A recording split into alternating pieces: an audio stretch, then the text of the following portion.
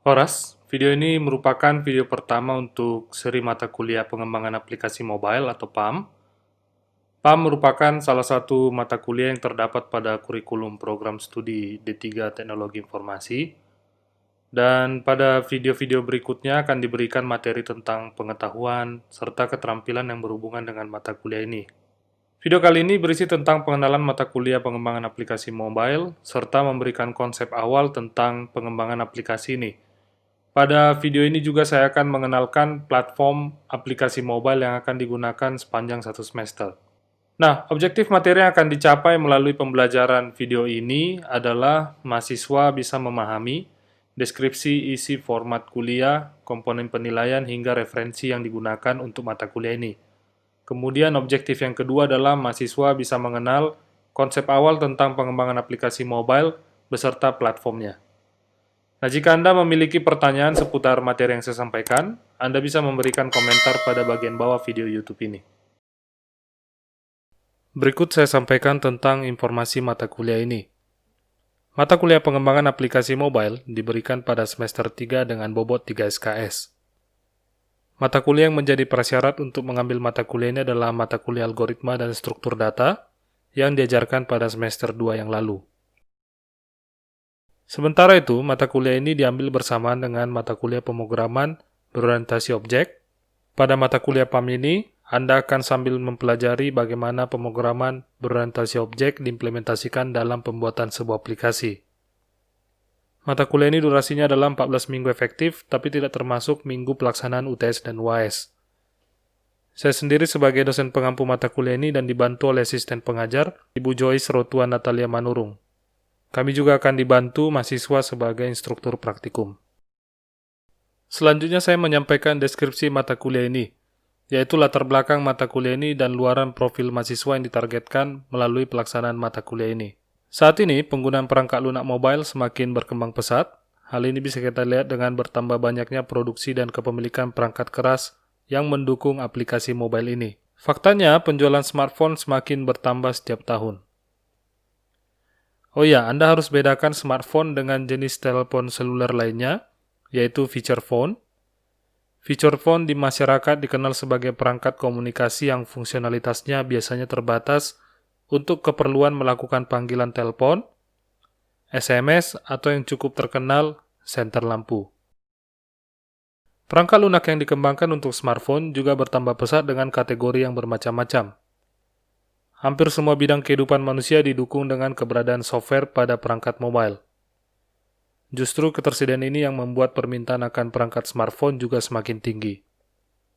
Perangkat lunak pada smartphone sering disebut juga sebagai aplikasi mobile.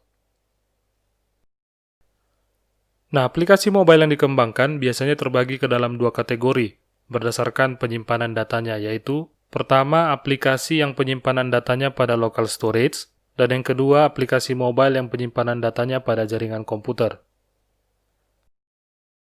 Aplikasi dengan penyimpanan data lokal biasanya bersifat standalone karena cenderung hanya bisa digunakan oleh pengguna tersebut pada perangkat itu saja.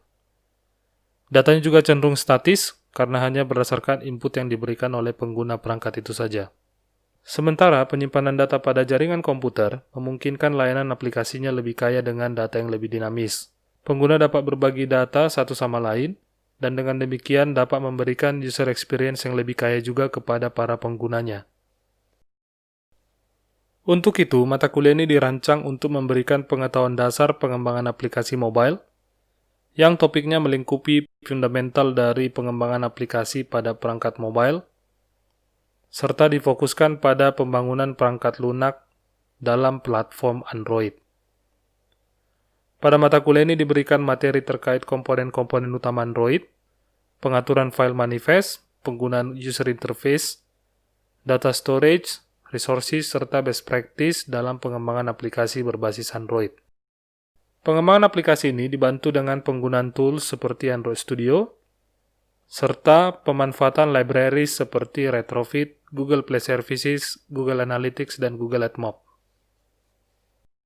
Selain itu, mahasiswa juga akan diingatkan kembali ke pengembangan dan penggunaan Application Programming Interface atau API dan Web Services. Saat ini tersedia banyak sekali API yang dapat diakses secara terbuka. Penggunaan API ini dapat menambah user experiences dan juga user engagement pada aplikasi Android yang dikembangkan. Sementara itu, web service akan digunakan untuk mengembangkan aplikasi mobile dengan data yang lebih dinamis dan hasil kolaborasi komunitas pengguna. Melalui pengembangan aplikasi seperti ini, mahasiswa dapat membangun aplikasi dengan pengguna yang lebih beragam dan memiliki kebutuhan khusus sesuai komunitasnya.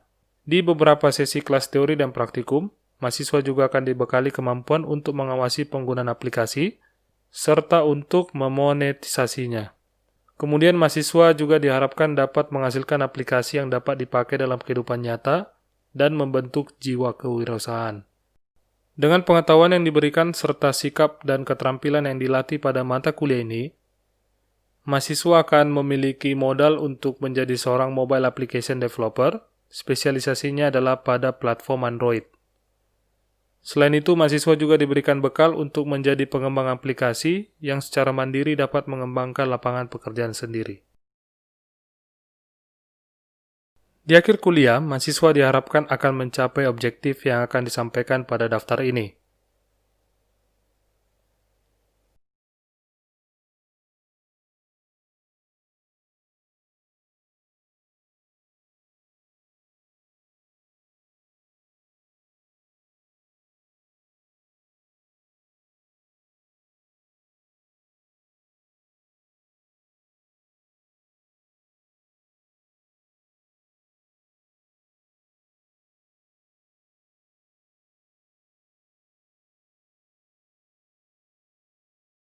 Jika mahasiswa merasa belum mencapai objektif yang diharapkan, maka mahasiswa diharapkan untuk mengeksplorasi lagi kembali topik tersebut, berdiskusi dengan sesama mahasiswa, dan melibatkan tim pengajar jika memerlukan bantuan untuk mencapai objektif tersebut. Kemampuan menyelesaikan masalah dengan pendekatan eksploratif harus dapat dikembangkan oleh mahasiswa sebagai modal dalam memasuki dunia industri. Terdapat 8 modul utama pada mata kuliah pengembangan aplikasi mobile ini. Dalam setiap modul terdapat detail topik yang akan dipelajari dan dilatih penguasaan keterampilannya. Berikut saya tampilkan daftar modul beserta topiknya tersebut. Yang pertama, modul pengenalan pengembangan aplikasi mobile. Modul ini akan banyak berisi topik pengenalan platform dan lingkungan kerja yang akan dipelajari pada mata kuliah ini. Berikutnya adalah komponen-komponen pembentuk sebuah aplikasi Android. Modul App Resources yang berisi topik seputar sumber daya lain yang diperlukan dalam pembentukan aplikasi Android selain kode program yang digunakan. Setelah itu, modul User Interface yang berisi topik seputar pembuatan dan pengaturan tampilan aplikasi Android. Modul Data Storage yang akan berisi topik terkait penggunaan penyimpanan data untuk aplikasi Android beserta opsi yang dapat digunakan. 3 modul terakhir adalah Best Practices dalam pengembangan aplikasi mobile Android, pembuatan dan pemanfaatan API, serta implementasi pembuatan aplikasi Android. Di sini Anda bisa melihat format mata kuliah ini.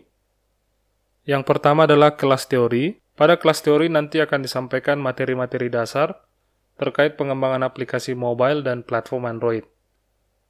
Kemudian yang kedua adalah kelas praktikum. Pada kelas praktikum, mahasiswa akan diberikan materi untuk mengasah kemampuan dalam mengembangkan aplikasi mobile serta melaksanakan pengerjaan langkah-langkah praktikum sesuai petunjuk yang diberikan. Setiap mahasiswa nantinya diharapkan bisa mengumpulkan hasil pengerjaan praktikum untuk kemudian dinilai. Format berikutnya adalah terkait evaluasi, yaitu kuis. Kuis dilakukan untuk menguji pemahaman dan penguasaan mahasiswa terhadap konsep-konsep yang sudah diberikan.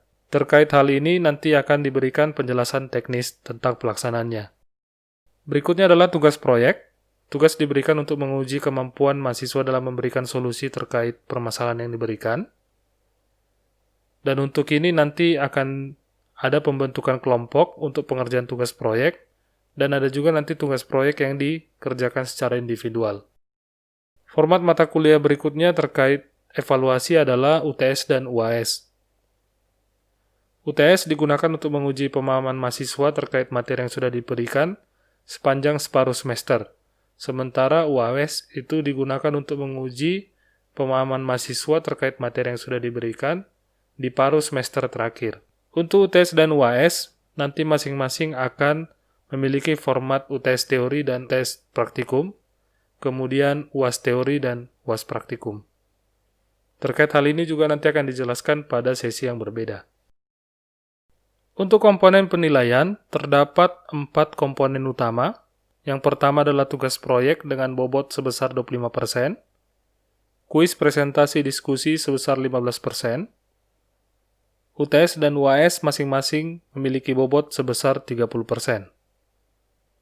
Untuk sistem penilaian yang digunakan, pada masing-masing komponen menggunakan rentang nilai yang digunakan sebagai sistem penilaian yang ada pada Institut Teknologi Dell. Untuk proyek mata kuliah, nantinya akan ada pembagian kelompok yang beranggotakan 4 orang. Kemudian Anda memberikan nama kelompok yang dapat memotivasi Anda. Topik terkait proyek mata kuliah akan disampaikan pada pertemuan berikutnya. Detail tugas akan diberikan mulai pada minggu ke-5. Kemudian deadline-nya nantinya untuk pengumpulan tugas dan presentasi adalah minggu ke-15. Terkait pengerjaan proyek mata kuliah, akan ada setoran perkembangan tugas yang akan dikumpulkan setiap minggunya. Berikut ini saya sampaikan beberapa aturan yang harus Anda perhatikan ketika mengikuti mata kuliah ini. Yang pertama, terkait keterlambatan.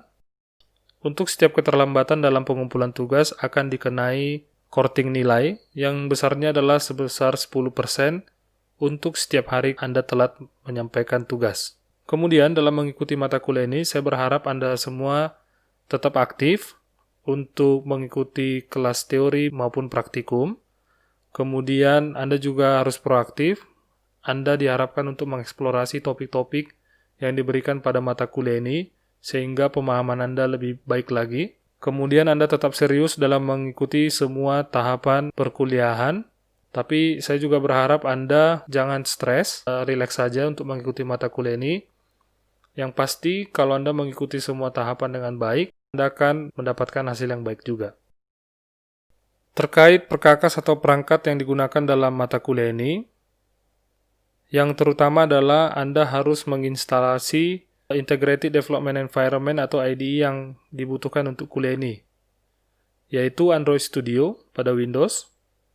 Kemudian yang framework, web server, dan libraries, ini nantinya akan kita instalasi setelah UTS mengikuti jadwal penyampaian topik yang berkenaan dengan perangkat-perangkat yang disampaikan di sini.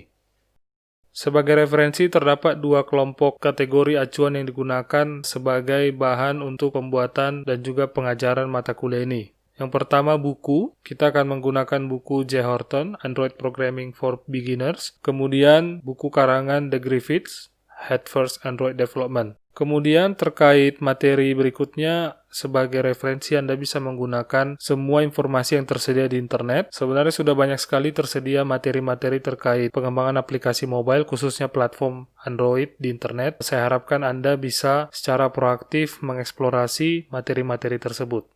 Oke, itu tadi pengenalan tentang seri materi ini. Berikutnya kita masuk ke pembahasan topik. Dalam bahasa Inggris, mata kuliah ini memiliki nama Mobile Application Development. Sementara dalam bahasa Indonesia kita menyebutnya pengembangan aplikasi mobile. Secara umum, komputasi mobile merupakan istilah merujuk kepada berbagai teknologi yang memungkinkan seseorang dapat mengakses layanan jaringan dimanapun dan kapanpun. Interaksi manusia dan komputer dapat dilakukan tanpa terikat pada sebuah lokasi. Di masa lampau, komputasi biasanya hanya dilakukan pada sebuah tempat. Karena perangkat dan teknologi yang tersedia diinstalasi pada satu tempat seperti ruang kerja atau laboratorium. Untuk melakukannya dalam lokasi yang dinamis hampir tidak mungkin dilakukan karena ukuran perangkat yang relatif besar, memerlukan akses terhadap sumber daya, serta perkembangan teknologi komunikasi untuk jaringan komputer yang masih terbatas. Teknologi yang mendukung komputasi mobile terdiri dari sekumpulan perangkat keras, data, serta perangkat lunak, yang walaupun dalam kondisi mobilisasi atau lokasi yang berubah secara dinamis, penggunanya masih dapat melakukan pekerjaan terkait komputasi secara optimal. Untuk mengidentifikasi teknologi komputasi mobile, karakteristiknya yang dapat dikenali antara lain, yang pertama adalah true mobility, yaitu layanan tersedia kapanpun dan dimanapun.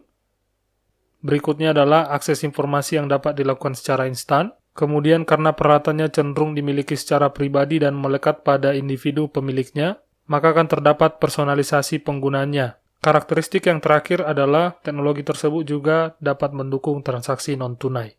Nah, itu dia tadi tentang komputasi mobile. Sudah saya jelaskan definisi dan karakteristiknya, yaitu komputer beserta sumber daya yang dibutuhkan, baik berupa file maupun perangkat lunak, dapat dibawa ke lapangan. Kemudian, tetap dapat melakukan komputasi walaupun sedang dalam posisi bergerak dan berubah lokasi. Sekarang apa alasan kita membutuhkan komputasi mobile? Saat ini kebutuhan akan komputasi mobile sangat besar karena sudah menjadi bagian yang tidak terpisahkan dari kehidupan manusia modern. Banyak sekali kegiatan dan aspek hidup manusia yang sudah dibantu dengan keberadaan teknologi ini. Sebut saja kebutuhan mengakses informasi secara cepat melalui email atau berbagi pesan secara instan, melakukan pekerjaan di mana saja dan kapan saja, hiburan, belajar, hingga kebutuhan rohani. Kondisi saat ini memang sangat jauh berbeda, bahkan dalam periode 20 tahun terakhir ini. 20 tahun yang lalu, teknologi jaringan seluler belum secanggih sekarang, khususnya dalam komunikasi data. Terdapat 3 aspek utama dalam melakukan komputasi mobile, yaitu yang pertama komunikasi, yang kedua yaitu mobile hardware atau perangkat keras yang digunakan, serta yang ketiga mobile software atau perangkat lunak yang digunakan. Dari ketiga aspek tersebut, mata kuliah ini akan berfokus pada perangkat lunak dan pengembangannya, di mana perangkat lunak ini juga nanti akan sering disebut sebagai aplikasi mobile. Perangkat lunak untuk keperluan komputasi mobile dapat dikelompokkan, misalnya berdasarkan satu platformnya. Pada tahun 90-an, Palm OS merupakan platform yang sangat terkenal, namun seiring waktu pengembangan platform tersebut sudah tidak dilanjutkan lagi. Terdapat platform-platform baru yang datang dan pergi, seperti Symbian OS, Windows Mobile OS, dan BlackBerry OS. Walaupun sempat mengalami masa kejayaan, tapi pengembangan semua platform tersebut sudah banyak yang dihentikan.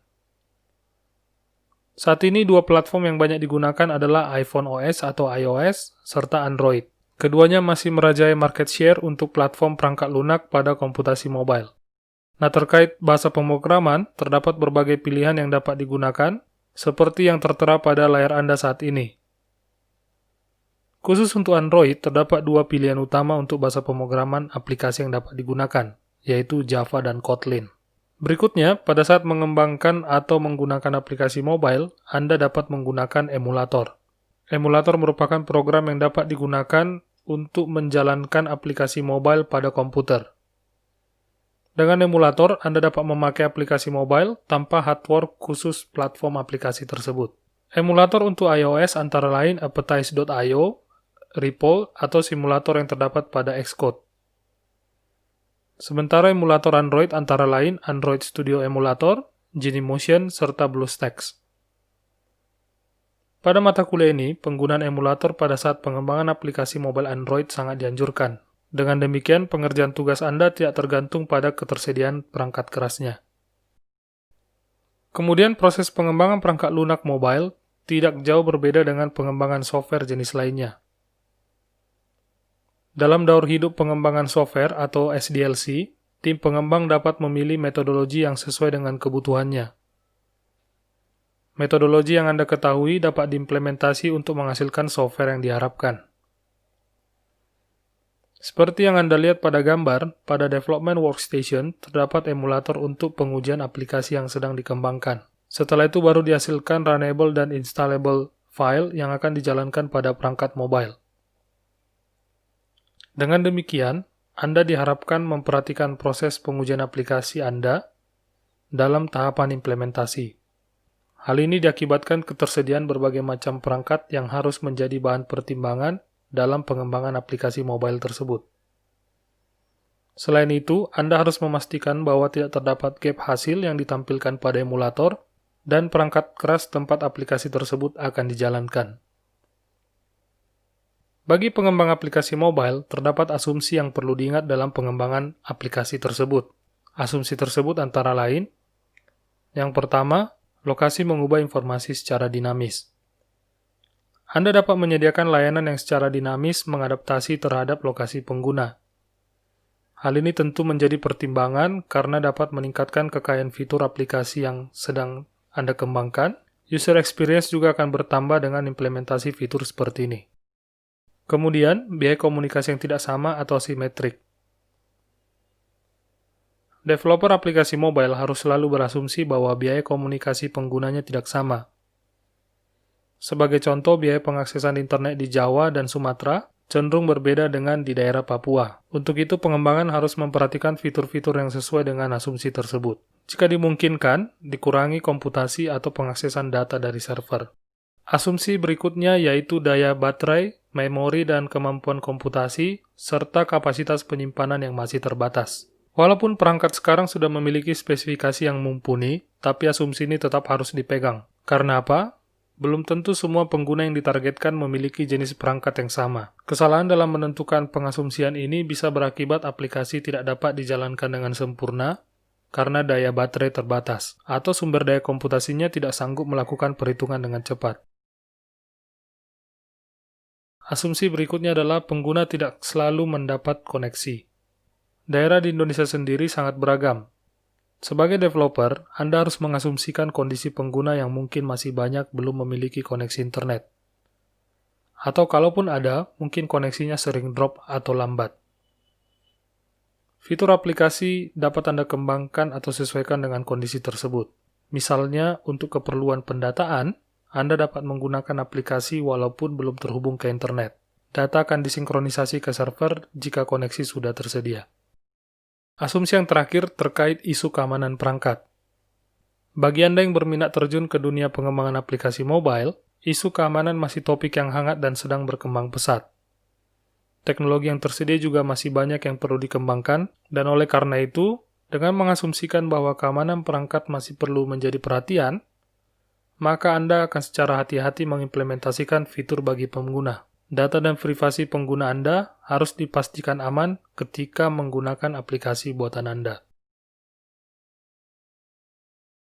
Oke, Anda sudah tahu bahwa Android yang menjadi platform yang akan digunakan dalam mata kuliah ini. Kira-kira apa alasan pemilihan platform robot hijau ini? Sekarang coba Anda perhatikan tren ponsel pintar atau smartphone yang dikutip dari beberapa sumber terpercaya berikut ini. Penggunaan smartphone saat ini berkembang secara eksponensial dengan kondisi pada tahun 2015, pengguna smartphone sebanyak 1,91 miliar, sementara di tahun 2020 jumlahnya berkembang pesat menjadi 6,1 miliar. Jumlah ini mendekati jumlah penduduk bumi tahun 2020 yang berada di kisaran 7,8 miliar. Yang menariknya, dari tabel data dapat kita lihat bahwa Indonesia sudah berada di peringkat 7 pada tahun 2018 dengan jumlah pengguna sekitar 103 juta orang. Jumlah ini sudah mendekati hampir setengah penduduk Indonesia. Nah, jika melihat market share sistem operasi 1 tahun terakhir di dunia, maka berdasarkan data dari StatCounter, Android masih memimpin di posisi pertama dengan jumlah 39,23%. Platform ini diikuti oleh Windows dan iOS di posisi 2 dan 3, dengan market share masing-masing sebesar 35,43% dan 14,53%. Jika melihat ini, maka Anda dapat merasakan potensi besar yang dapat ditarget jika hendak terjun ke pengembangan aplikasi mobile. Bahkan saat ini, jumlah lowongan pekerjaan untuk platform ini masih sangat besar. Sekarang kita lihat data di Indonesia. Merujuk pada StatCounter, Anda dapat melihat seperti yang tercantum pada layar, bahwa 51,89% perangkat di Indonesia menggunakan Android sebagai platformnya. Windows dan iOS berada di peringkat 2 dan 3.